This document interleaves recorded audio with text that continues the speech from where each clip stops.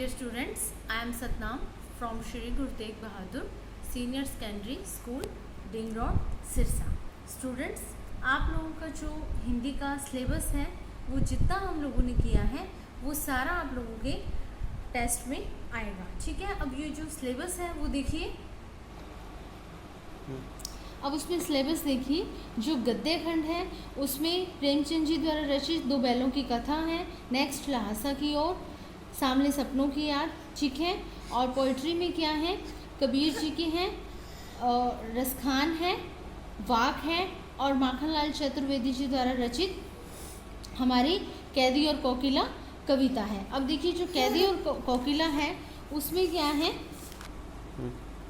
अब इसमें जो ये कैदी और कोकिला कविता है उसमें क्या है, जो कैदी कौन है वो खुद कवि है। ठीक है, उसको कारावास में डाला गया है और रात का समय है, वो कोयल से बातें कर रहा है और उसको जेल में डाला गया है। ठीक है, अब रात का समय है, वो कोयल से क्या कह रहा है कि काली तू रजनी भी काली, शासन की करनी भी काली, काली लहर कल्पना काली, मेरी काल कोठरी काली। ठीक है, अब यहाँ जो काली काली शब्द आया है उसका हर लाइन में, ठीक है, उसका अलग अलग अर्थ है। काली यहाँ पर उसने उसकी रंग के लिए कहा है, रजनी भी काली यहाँ रात के लिए कहा गया है, शासन की करनी काली, जो मतलब ब्रिटिश शासन है जो उससे बुरा व्यवहार कर रही है उसके लिए उसने उसे काली कहा है, कि जो यहाँ का शासन प्रणाली है वो काली है, उसके लिए कोई किसी के साथ कोई न्याय नहीं किया जा रहा है। ठीक है, काली लहर कल्पना काली, और यहाँ पर उसने जो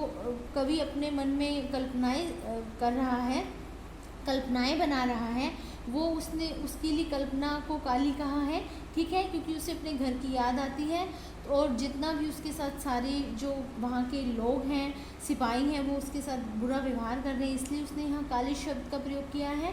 मेरी काल कोठरी काली, उसने यहाँ कहा है कि जो उसकी छोटी सी जिस कारावास में उसे रखा गया है वो काले रंग की है। ठीक है, टोपी काली, जो काली कवि ने टोपी डाली हुई है वो काले रंग की है। कमली काली, जो उसने कंबल ओढ़ा हुआ है वो भी काला है।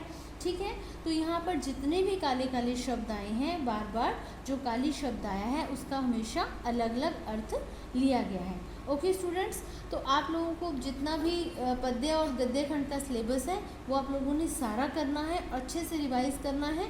ठीक है, okay, wish you all the best students, thank you.